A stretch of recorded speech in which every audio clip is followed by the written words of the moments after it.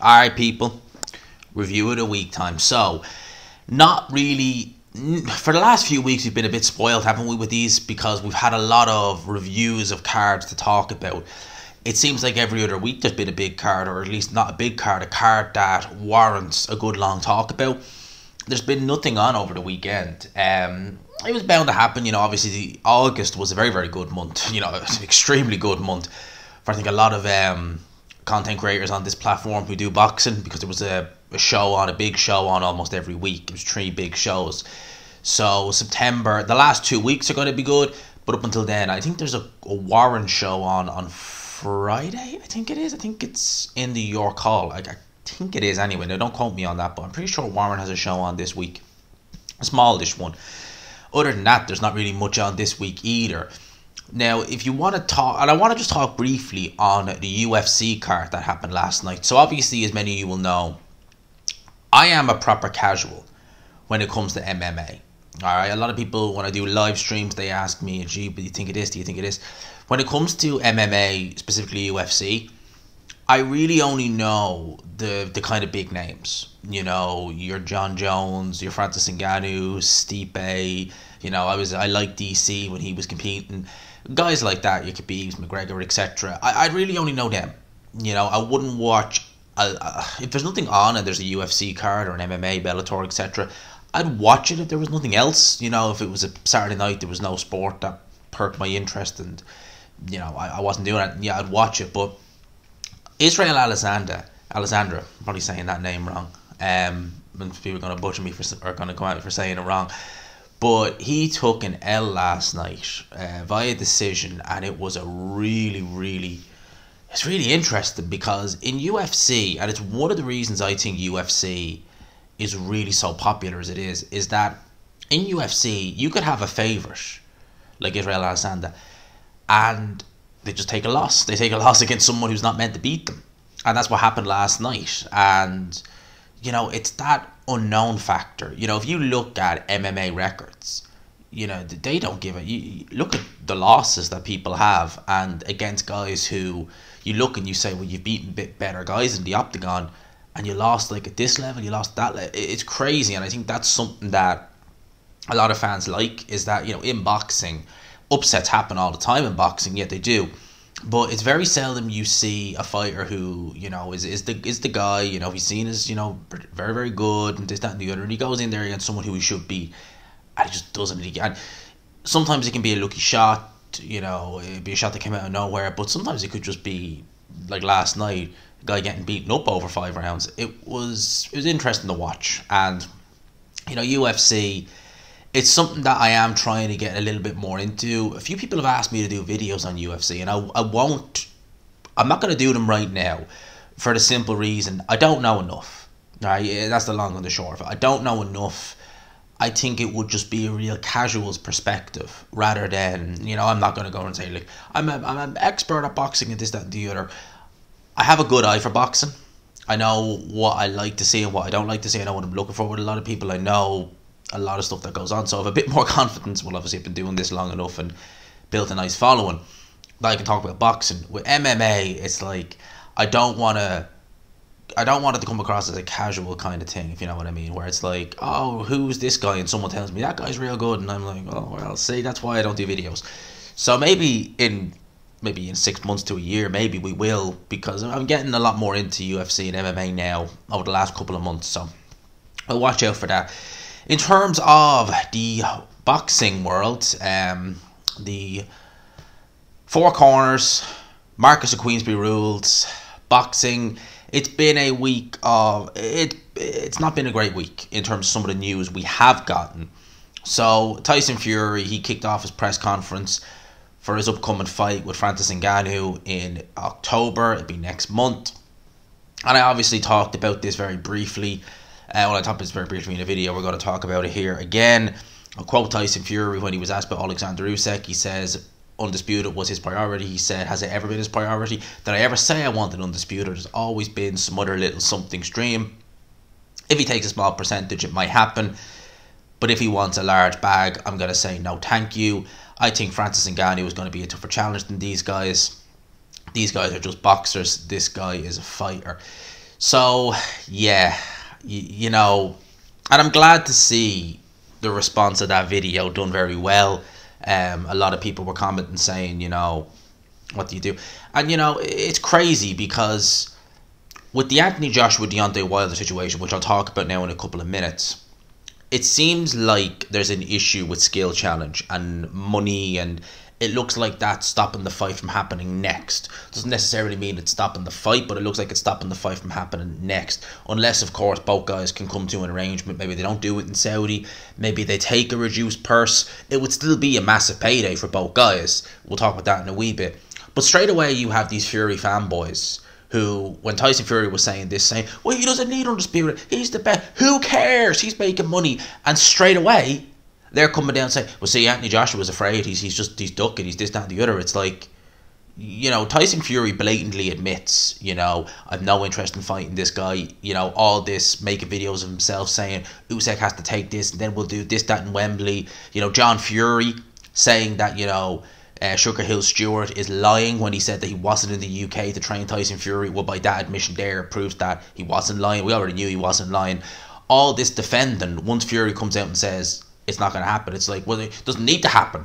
But if someone else in that division, Joshua, the fight with Wilder doesn't happen next, all of a sudden Joshua is... And look, Eddie Hearn shouldn't have been going around saying, it's guaranteed to happen next, Joshua versus Wilder. It's guaranteed, it's this, that, and nothing stopping it. And then fight week, after the fight, kind of start to kind of go in a different direction. Now, whether they knew there was issues with this coming up, with skill challenge, I don't know. You would think that, maybe he would allude to it earlier than just now, because we've heard kind of Eddie Hearn kind of allude to it, Shane Fury and others allude to skill challenge. For those who know, there is at this minute two main, or say promotional, or people who are putting up the money in Saudi Arabia. The skill challenge, I believe they put on the Joshua Usyk rematch, and then there's the guys who are putting the money up for Fury and Ngannou. Now they are both ran by two different princes of Saudi Arabia. I don't know which. I think Prince Khalid is the guy who runs skill challenge, and I think it's a different prince who runs the other one in there. So obviously, and I think the prince who runs the one with Fury and Ngannou is a little bit closer in the line of succession, whatever. So maybe that's why they're giving that one a little bit more. I don't know. Who's to say Eddie Hearn can't negotiate with him? Deontay Wilder, Shelley Finkel can't. We haven't really heard anything from Team Wilder at the minute. We'll go back onto that now in a second. In terms of Tyson Fury, look, I'm not gonna just flog a dead horse and keep going on with this, but this guy right now is holding a title that he's basically saying he's not really intending on fighting any of the contenders. He's got no mandatories coming. The WBC are giving him carte blanche to do whatever the hell he wants. They've made Deontay Wilder and Anthony Joshua number one and number two in that division. So the WBC, where both guys, Wilder doesn't deserve to be number one, Joshua certainly doesn't deserve to be number two. So literally they're putting the seeds in place for Tyson Fury to potentially fight Wilder a fourth time, or potentially fight Joshua, as a mandatory, which I just think is disgraceful. Neither guy has earned to be even that high up in the rankings. And, I said this a few times, and I'll say it again. When Tyson Fury fought Dillian White, and he was interviewed in the ring, and he talked about, I think he did retire. I think he actually did retire. I got the impression that he was being legit there. That was one of the few times you could kind of tell that this wasn't bravado, that this wasn't just Tyson Fury saying something and then going back on it. You could tell that there was an element of seriousness with him there. Maybe he was maybe he was sick of the training camps, the intense training camps, because judging by the shape he was in at the press conference, this won't be an intense training camp for Francis Ngannou. But maybe he was sick of the intense training camps for fights that, in hindsight, Dillian White was an easy fight, but, you don't know that going in. Maybe he was thinking, like, what, I don't want to be around fighting contenders. I've no intention of unifying, so I'm going to retire, in quote unquote, from fighting good competition. I'll happily fight a Chisora on pay-per-view for a third time. I'll happily fight, exhibition style fights like this, right? But in terms of unifying, in terms of fighting the best available contender, that's what I'm retiring from. Now, if you do that, if that's what you're doing, then get rid of your belt.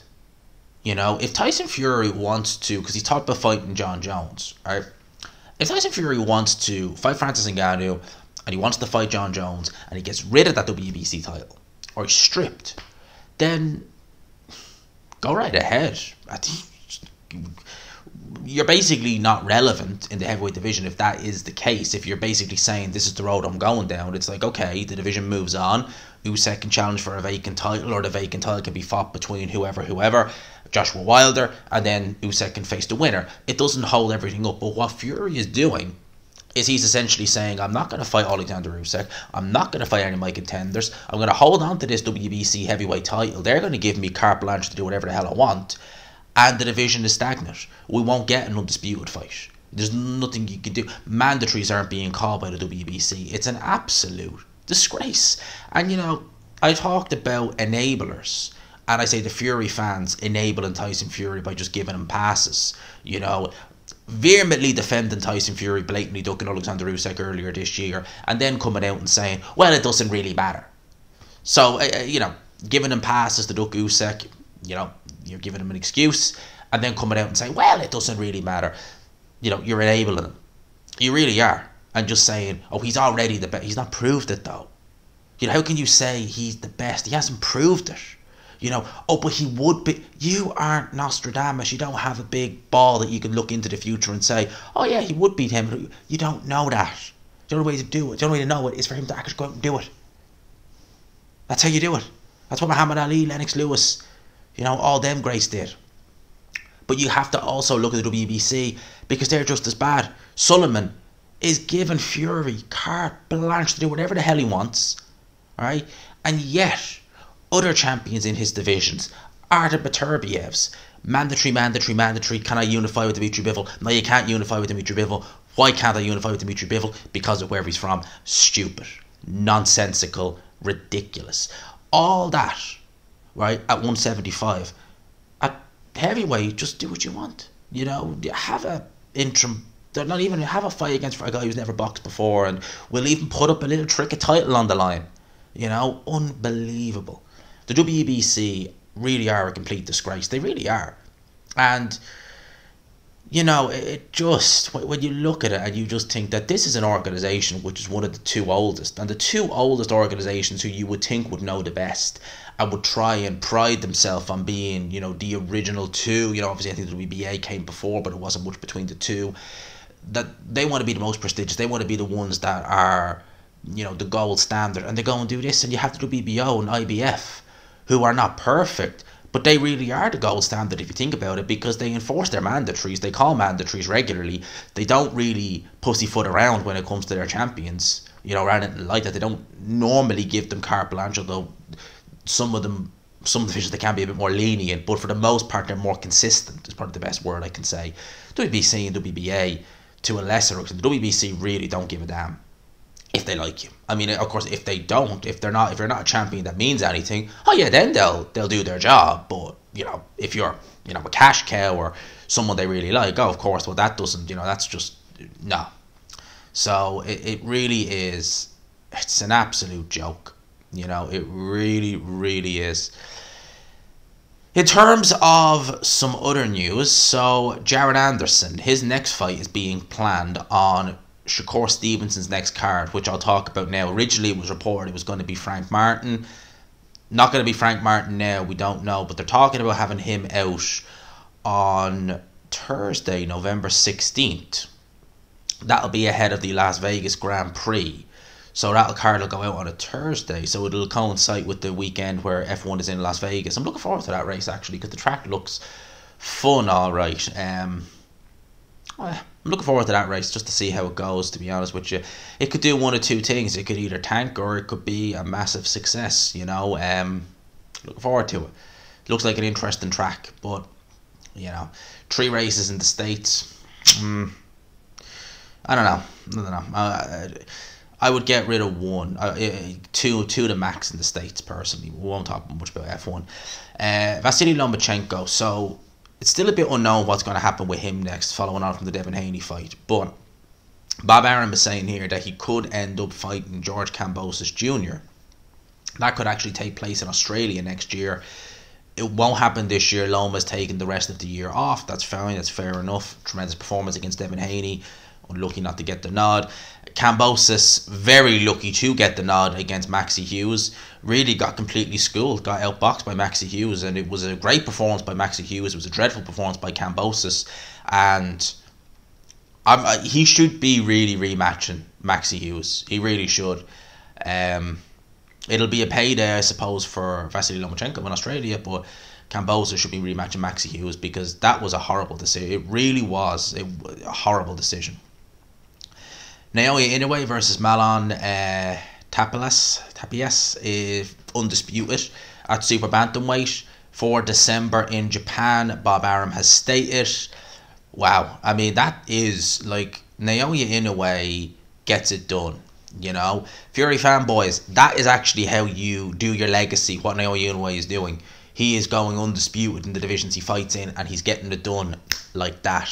He moved up, he went in, fought Stephen Fulton at 122 pounds back at the end of July. Already he's getting undisputed over the line at 122, so he could literally spend all of what, 6 months at 122 pounds, and he will have already cleared the division out and then gone up to 126, which is a division right now which is not the strongest, and a lot of the guys in there, you would say, with the exception of Robeisy Ramirez, are probably closer to the end. Like, I mean, Lee Wood and Josh Warrington, I wouldn't be picking either. Either of them is going to get badly messed up by Naoya Inoue if they fight him in the next year, you know. So it's really, it's amazing with Naoya Inoue, really, that we're going to have to get this guy all the way up to probably 130 before we really start seeing this guy have to dig down. Now, this is what I was talking about. Eddie Hearn, skill challenge, etc. So, basically, he says, I talked about it briefly, there's an issue with money and stuff like that. He said, if we don't get that sorted soon, you'll probably see AJ fight someone else in December. Two names he's been floating around are Filip Hrgovic and Andy Ruiz. They're possible fights, I should say. If he doesn't fight Deontay Wilder in December, he added AJ will likely fight outside of the UK in that case. Okay, so he won't be in the UK then if he's fighting either of them. Okay, interesting. That was a Boxing King media, shout out to them. Right, look.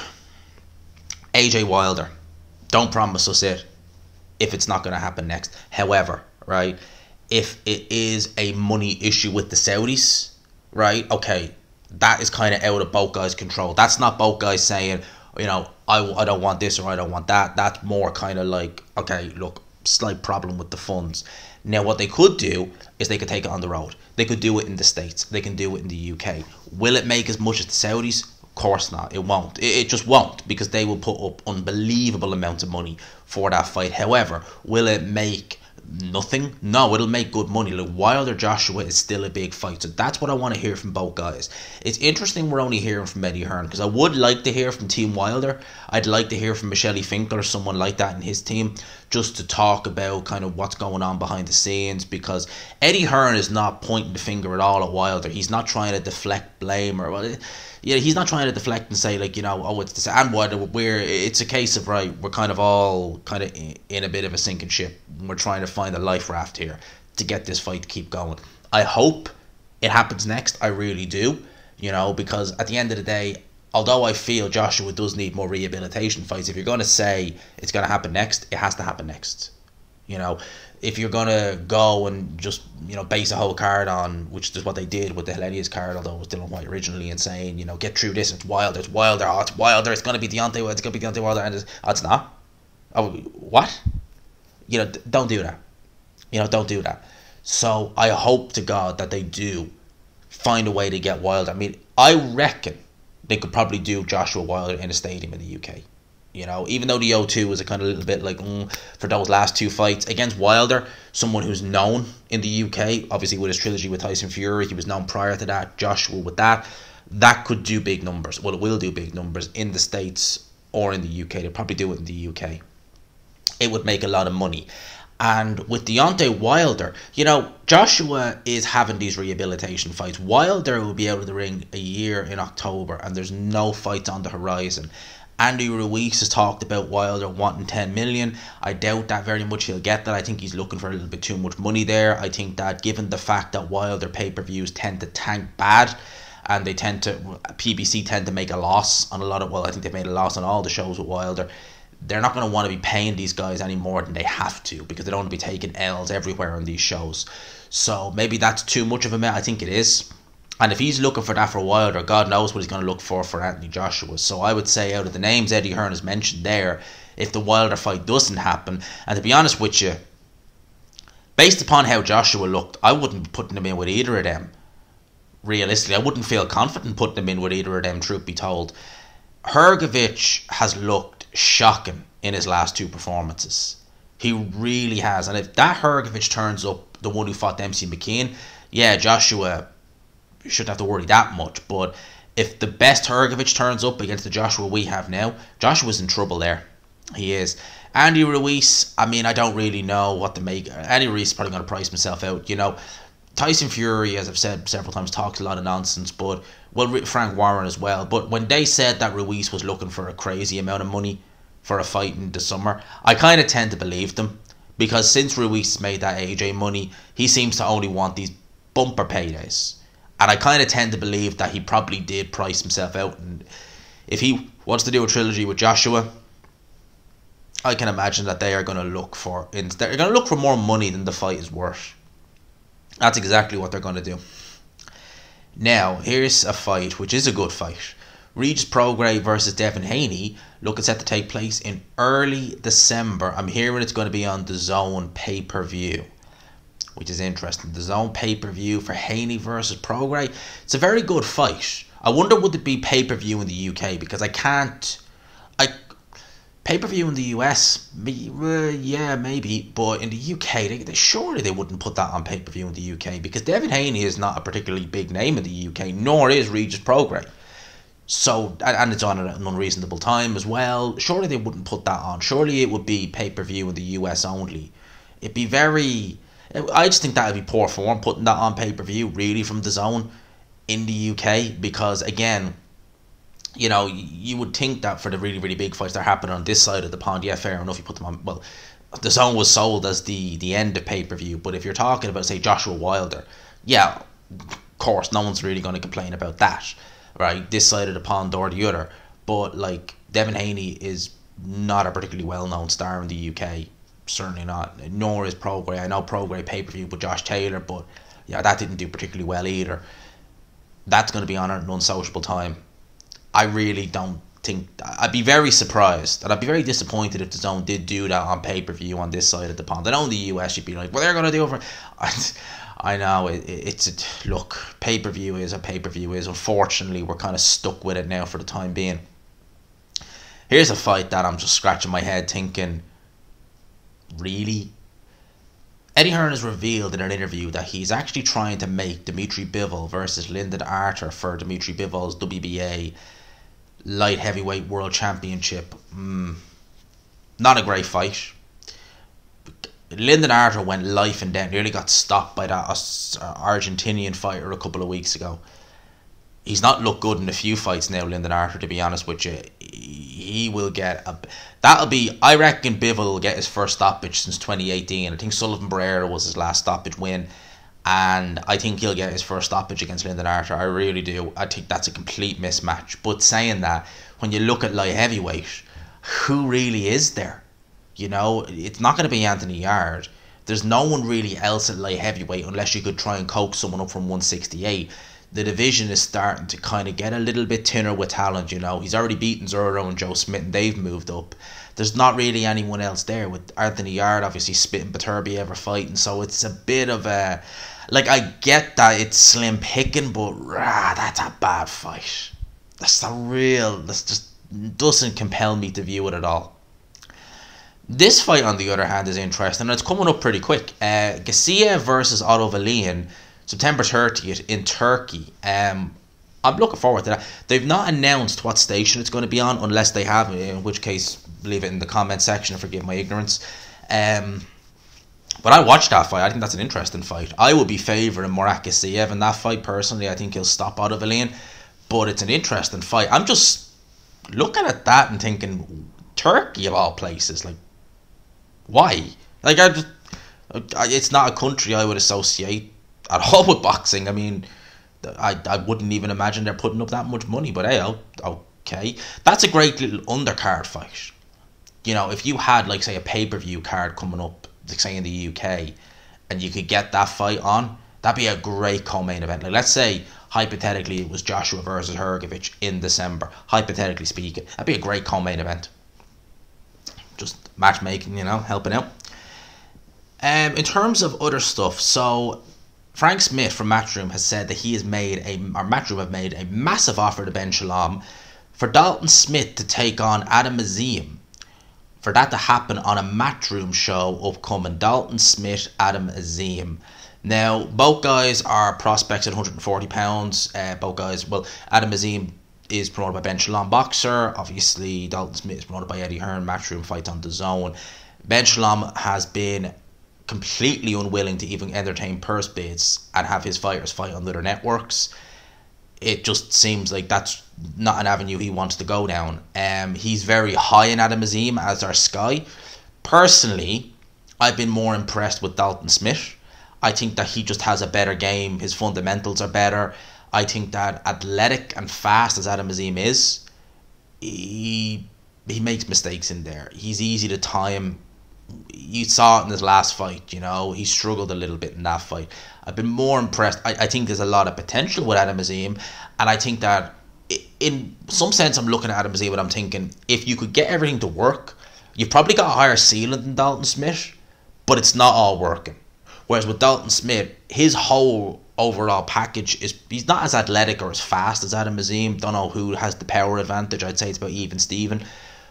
But Dalton Smith, largely I think down to his father Grant Smith being an excellent trainer, has just looks a lot more refined. He's just a much more easier on the eye talent to watch, you know. So I doubt we'll get that fight, because obviously Ben Shalom has seemed completely unwilling to let his fighters even entertain purse bids, much less that. So I wouldn't imagine we'll get that fight. If it did happen, me personally, I'd be making Dalton Smith favourite. I think he'd probably stop Adam Azim, to be honest with you.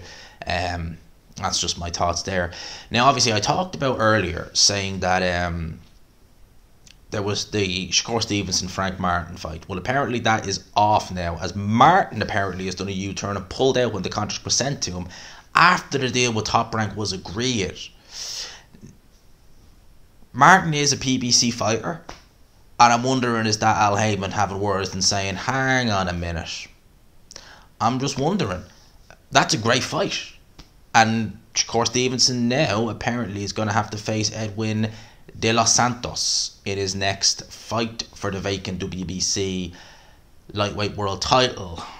He also went to Smith, and I've seen Frank. I was like, Frank Smith. No, Frank Smith was never even close to fighting Shakur Stevenson. You know, Frank Smith could fight his own shadow and lose by first round knockout. Shakur Stevenson was just saying on Twitter, duck, and he says he's the most ducked fighter in the sport of boxing. Edwin, get ready. I'm tired. Yo, something ASS saying my name. Right, so that's the fight we're getting instead. Okie dokie. I think that's pretty okay. Now, I just said the WBO earlier and the IBF. They are better than the WBA, WBC, but they do make questionable decisions, and here's one. They've made Teofimo Lopez super champion, which means that he's more flexibility with his mandatories, which means basically he doesn't have to defend them. And that means he can become Terence Crawford's mandatory if he moved up.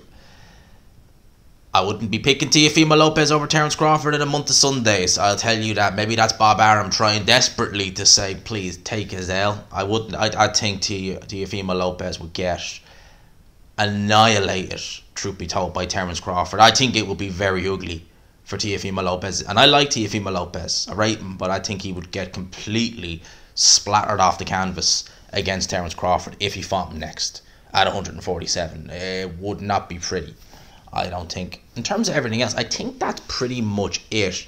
You know, I'm recording this. It's 4 minutes past 7. And this will go out tomorrow morning.